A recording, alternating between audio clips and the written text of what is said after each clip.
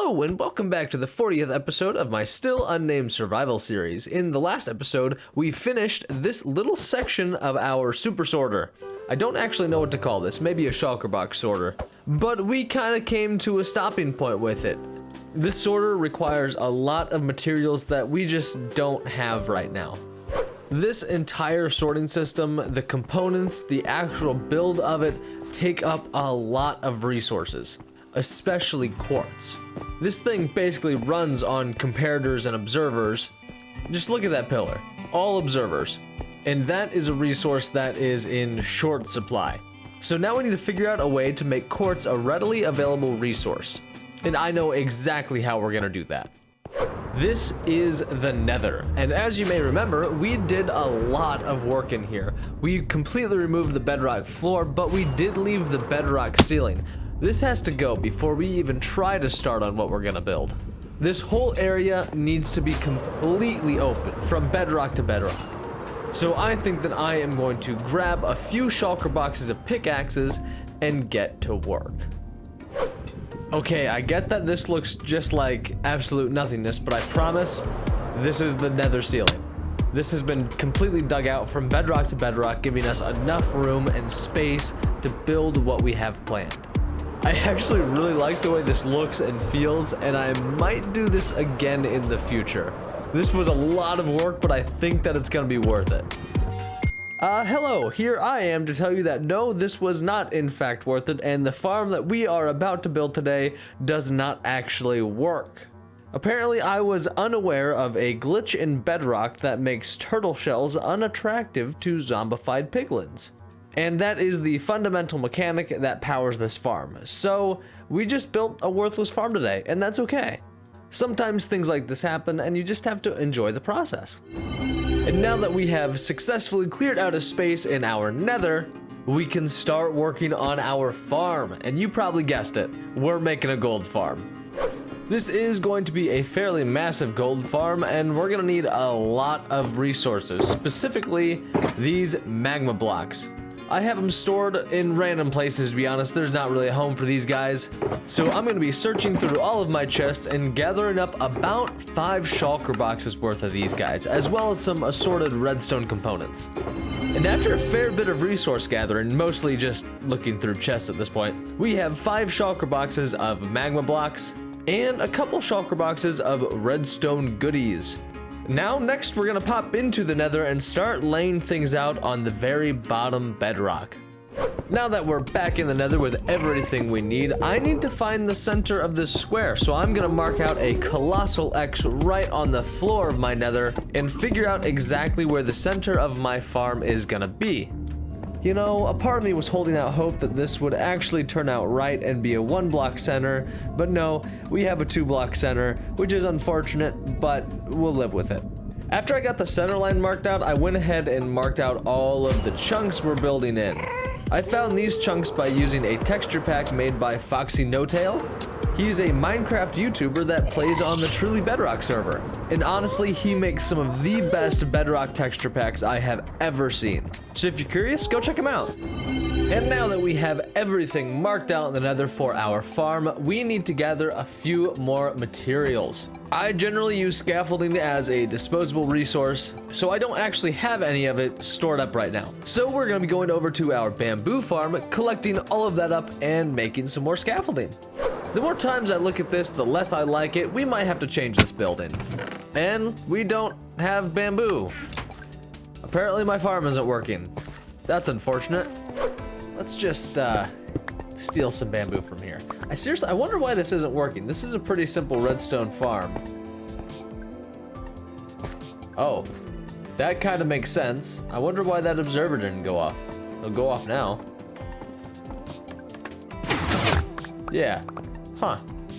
Alright. Well, the farm should be working again, but we're gonna go ahead and grow some of this manually just so I know we have enough and we don't have to wait for it. I think I'm gonna revamp this farm and this whole area a little further into the future. I think it could just be a little bit better. Same thing with the villager trading hall. I like the style, but I think it could be a little bit better. But now that I've grabbed some baby bamboo stalks, I think we should nurture them into their full potential, only to cut them down in their prime to make something to walk all over. And to do that, we need to stop by our mob grinder to grab some string to make the scaffolding. And now that I've got all the scaffolding I could want or need, I'm gonna put a few pillars leading straight up to the roof. There are a few spots in here that I mine a little too far and need to fix. If they aren't fixed, they could possibly spawn mobs or gas or anything like that and break the rates of my farm or break the farm itself. So I gotta fix that before we move on. Now that I've built up all the scaffolding going towards the top, I think it's time that we repair the holes.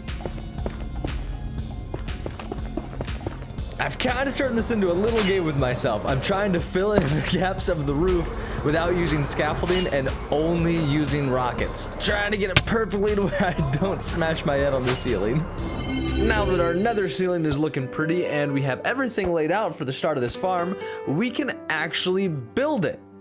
Of course, that's what I would say if we were actually ready to build the farm, but I forgot to gather up a few more materials. We need some walls and we need sea turtle eggs.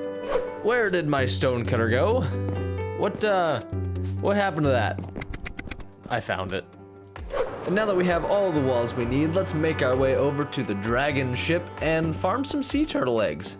I'm gonna try and get at minimum a stack of 45 sea turtle eggs. This is a pretty big farm and we are definitely gonna need a lot of these. And look at that, we've already got a couple sea turtle eggs. This is going by pretty quickly. It took me less time to farm the sea turtle eggs than it did to find my stone cutter.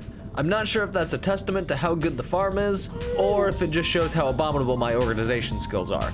Either way, we're back in the nether, and I need to build up a large platform about 50 blocks above where we're standing now. That is going to be the base of our farm. I've moved myself up to where we need to be, and built this little plus sign. This is about where our redstone is going to sit that's activating the trident killers at the bottom of our spawning platforms. Our spawning platforms are going to be about 30 blocks higher than this, starting at just 2 blocks underneath the nether ceiling. So to get this started, I'm going to be building some cobblestone pillars at the end of this plus sign.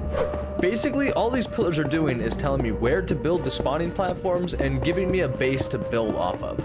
These pillars are the exact center of my spawning platform, and this is eventually going to become the drop tube.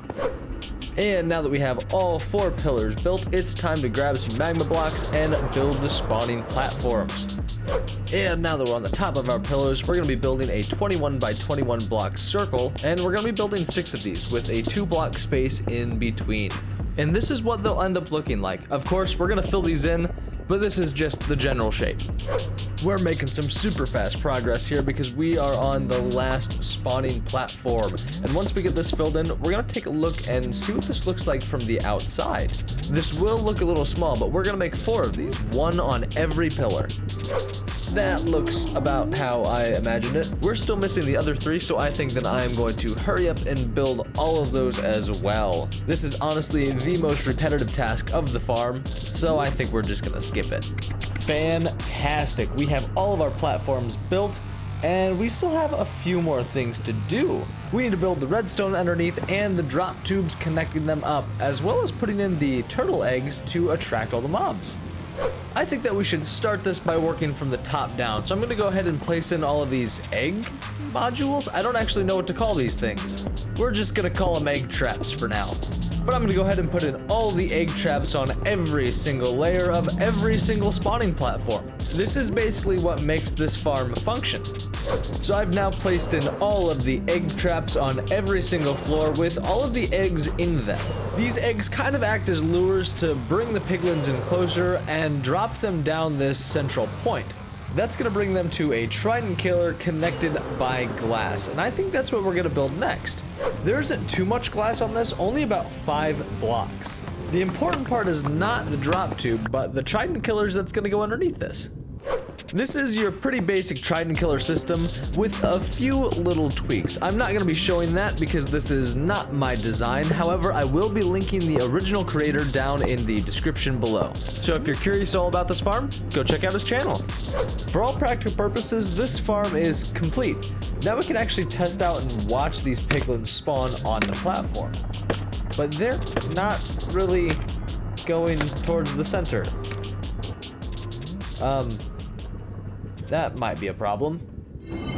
All potential problems aside, the farm itself is pretty much done. Now all we need to do is add a collection system, connect up all the redstone, and maybe make a little AFK chamber. I'm not entirely sure yet, but we'll see where it goes from here. I think for item collection, we're going to start this off with a pretty simple item puller that I've used in most of my Trident Killer systems. It's just going to be 4 chests, 4 hoppers, 3 fences, and 1 hopper minecart directly below the Trident Killer system. That's going to pull out all the items from the actual Trident Killer, leaving all of the XP, and then we can move these items wherever we need them to. It's a pretty efficient system, and it's definitely one of my favorites. Since we actually have some semblance of a quasi-item collection, we need to take these Trident Killers and wire them up to the center. We also need to figure out the location for the exact spot of our AFK platform and get it to where this entire system activates on a pressure plate. This block right here, that block right there, that is our AFK point. It's not at the exact Y coordinate, but for all practical purposes, it's in the right location. We just need to raise it up a few blocks. And to mark out that AFK point, I think we're going to use a few special blocks. I would like this to be kind of a goldish color, but I don't actually know what I'm going to be building for the AFK chamber itself. I just know that I kind of want it to look a little yellowish and still look good from every angle on the inside. I might not use this gold for decoration, but I'm going to bring it with me anyway. I've built up some scaffolding right above our AFK point, and this is exactly where we're going to be standing to AFK this farm, right on this gold block. It's the exact center of all 4 of these spawning platforms, and it puts everything within the proper spawning radius. Now that I know exactly where my AFK point is going to be, I know where my redstone needs to be connected to, so I'm just going to start running these redstone lines directly to our AFK point. I think I'm going to have to do something kind of odd to actually get this to work with a pressure plate, but we'll cross that bridge when we get to it. So for now, I'm just going to run redstone lines directly to the center. So I've got all my redstone ran directly to the center, and I've kind of got this little square shape. And now I need to figure out how to get power from the top to power all of these redstone lines. But it also needs to be inverted, and there needs to be constant power running at these bottom lines so it keeps the machine off until I step on the pressure plate. And I think I'm going to accomplish this with some form of piston and redstone block. And this is kind of what I'm thinking. I'm going to put an upside down sticky piston right about here with a redstone block underneath it. And when that piston gets powered by me stepping on the pressure plate, it's going to send this redstone block downwards, powering this little square of redstone dust and powering the farms. I'm pretty sure this is going to work, but we still need to find a way to invert the system. But for now, I think we're going to have to worry about getting power in the right places, because I'm stepping on this pressure plate and it's not sending any power down, and I'm not entirely sure why. There's a pressure plate there. What's going on? I've got my redstone in the right place. Everything is connected. I wonder if my signal strength going downwards isn't strong enough and it dies out before it gets to the piston. Oh my gosh. Alright, lesson learned. I should have been carrying a totem. I don't even know how many levels I had. Well, 0 now, I guess. Lesson learned. Let's grab all my stuff and get back to the gold farm. I did figure out what the issue was, though. It is a signal strength issue, but not in the way that I was thinking. The golden pressure plate couldn't be activated by a player's step, which was kind of interesting. The system works with a button, but I don't want this to be a button, so I'm gonna have to replace this with a wooden pressure plate. And I'm thinking we're gonna go with a warped stem pressure plate, just because I like that color palette a little bit better. I'm liking the look of this, but does it actually work? Yes, it does. Do you hear that piston moving? That is our redstone block moving down and powering our farm. Our Trident Killers are running when we're off the pressure plate because we still need to add the inverters to this system. Redstone inverters are a very simple system, and what I did for this one was drop the glass down 1 more block, lower our square, and send a signal directly into this main power line. When the redstone block drops, it'll power that square, which will power the torch, turning off the main signal and then turning on the Trident Killer. So the redstone for the main farm is done. We can spawn proof this now, and that's exactly what I'm gonna do.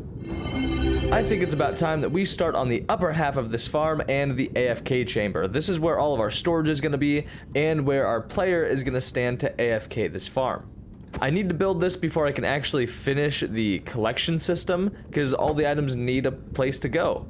And that's going to be right up here with the AFK point. The design I came up with is kind of weird and a little odd, but I think that we're going to go for it in this time lapse.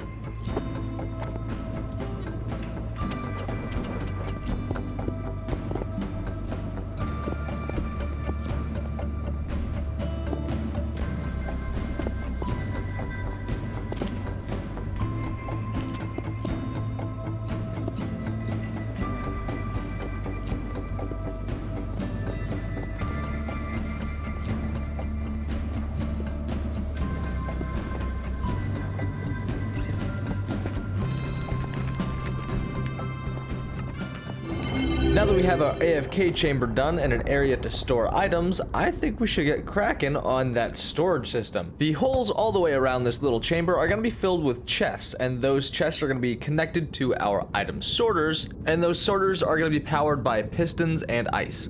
So we're going to start by working from the bottom up and place in all of the chests around this little room.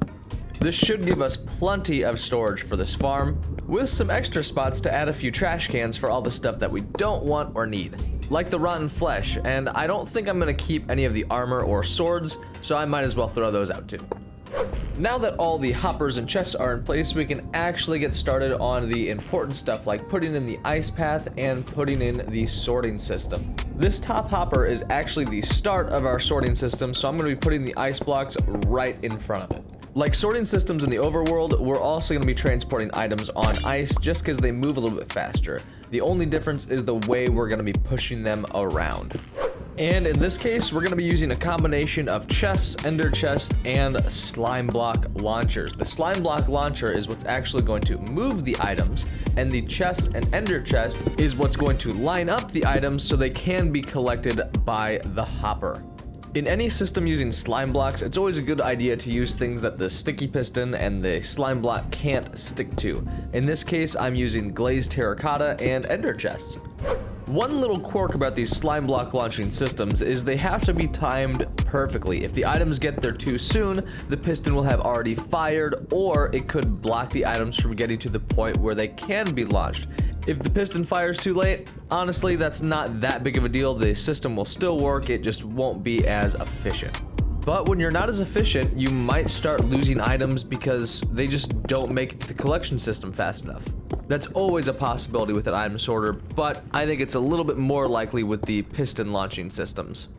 I now need a way to actually bring items up to the ice path as well.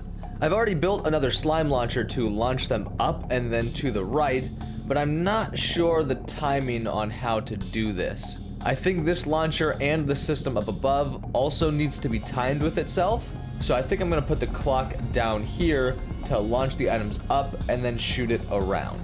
It's also kind of important that this is a no-loss system, so I think I'm going to integrate it with some hoppers and maybe this dispenser as well. I need to bring the items up here using a dropper elevator, so doing it this way just kind of makes sense to me. So the items will flow in here, drop into the piston tube, get launched up, and then launched around the sorting system. I think that's the best way to do this, and that's the way that I am going to build this. I've got this automatic dropper system set up into the launching tube, so as long as the farm is on, this system should run, and the only thing that's timed is the upper half with the slime block piston launchers.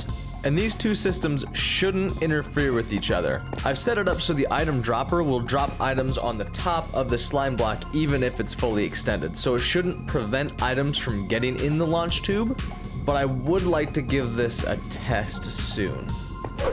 But before we do that and give this a proper test run, we need to connect up all of the Trident killers to the central storage point, making sure that all of the items from this farm will actually get to the sorting system. And the method we're using to do this is kind of a slow one, but it's a no-loss system, and I'm just going to connect everything up with a hopper line. Then we're going to connect up the hopper line to the item dropper that connects to our slime block launcher, and we're going to do this by using a dropper elevator. And now that all of our collection systems should be connected up, I'm gonna throw in a couple items and see if it makes it to the top. It's been a couple minutes, we should be seeing some items. Aha! Oh no. Where's the rest? That's a little odd. What happened? What happened? Why didn't they come out? Okay, so apparently I built the automatic item dispenser system a little bit wrong, and I got that fixed now. We should have a working system. But now that this system has been fixed, the whole system to move items up here and dispense them out is working perfectly fine. Now that we know the bottom half works, we can work on the timing for the top half. For most of my finely timed redstone contraptions, I always like to use the Etho hopper clock because it can be turned off and on and still maintain really good timing. So that's what I'm gonna use here, an Etho hopper clock, and I'm also gonna run an inverted power line up to the top so it only runs when we're AFK in the farm. I can't believe that I almost forgot this though. We still need to build our redstone sorters out the back of all these little chest modules. The only things that I'm actually trying to sort out of these and not throw away is the gold ingots and the gold nuggets. I really don't feel like adding a smelter to this system. I don't think that it's quite worth the effort when I can just passively collect the gold nuggets and gold ingots. These sorting systems are pretty much going to be identical to all the other ones that I use in this world. I like this system the best for Bedrock, so I'm going to go ahead and keep using it. Simple, effective, and only a little expensive. And this is our finished sorting system. We have our trash cans over on this side, so there's not actually a sorting system above it. That's what's gonna hold the armor, the swords, the rotten flesh, and it's all gonna be dumped straight down into the nether. Probably lava, but I haven't thought that far ahead, to be honest. And now that we're done with pretty much every form of redstone, I think it's about time that we spawn-proof all of this. Every horizontal plane is going to be covered in slabs, and every vertical will be covered in leaves. Both of these are non-spawnable blocks, and they're resource friendly. So once I have finished spawn-proofing everything this farm has, I think it's about time that we do a final test. See if there's any systems that are broken, anything we missed, go back and fix it, and finish the farm completely. This is a pretty big farm, so there's gotta be something that we missed. And now it's time to find out. I've got my AFK account, Mr. Green, running the farm for us right now. I've also thrown in some items in the collection systems, but it doesn't look like they're making it up here. Huh. Well, I guess let's go check out the redstone and see whatever we messed up. I know the items make it up here. We've tested that system enough for me to be 100% sure of it. So that only leaves the first slime block piston launcher or the ejection system to break this farm. This is definitely it. This is all wrong, but I have no idea where or why it went so wrong. I don't even know where to start. I guess we'll demolish this top section and try again. Oh, that makes sense. So I used normal terracotta underneath this first dispenser, and when this first piston launcher goes up, it grabs onto the terracotta, pushes everything up, and then the second piston launcher grabs the ice that was just pushed up, and that's where we are now. So I just need to lower everything back down and replace that block with glazed terracotta, and we should be fine. That just looked way worse than it was. So let's get that all fixed up and test the system again. All right, I've got this little system fixed now. Everything should be working perfectly with the slime launcher. So we're gonna add in, I'm pretty confident in this, so we're gonna add in these golden carrots and watch them get launched around this sorting system. Might take a second or two. There's the launch, but no carrots? They're not there. Where'd they go? That's all the same. They're not in there. They're not. Oh. Okay, they definitely just got launched off the side of this thing. I forgot to place this ender chest here. That that should actually be the finished farm. So now we're gonna load up a few more things and test it out again. Okay, they're getting launched. Yep. Splendid. Absolutely gorgeous. Oh my gosh, perfect. Oh, spectacular. Those should make it into the trash can in the AFK chamber. But now, let's test and see if it actually sorts items out. These should only go as far as the first hopper modules. Nope, yep. Yeah, perfect. Okay. Oh, got some loss there. We'll have to block that up. No big. That seems to be working though. We'll just block up that tube, make sure it's a zero loss system, and then farm's finished. And with the addition of this fully finished farm, I think we're gonna call it an episode right here. We did a lot in today's episode, a full farm, a full sorting system, and a lot of new redstone mechanics and systems. I've never made a slime block launcher before, so I am incredibly happy with how this turned out. But unfortunately, we are out of time. I hope you liked today's video. And if you did, feel free to like, comment, maybe even share the video. But for now, my name is Red Skies, and I'll see you next time. Goodbye. If you made it this far in the video, thank you. I really appreciate it. Today's episode ran a little long. I always try and keep things around 22 minutes, but there was just so much to share. I hope you liked the video. And as always, if you have any tips or tricks for using DaVinci Resolve or video editing in general, please leave a comment down below. I would love to hear your opinion.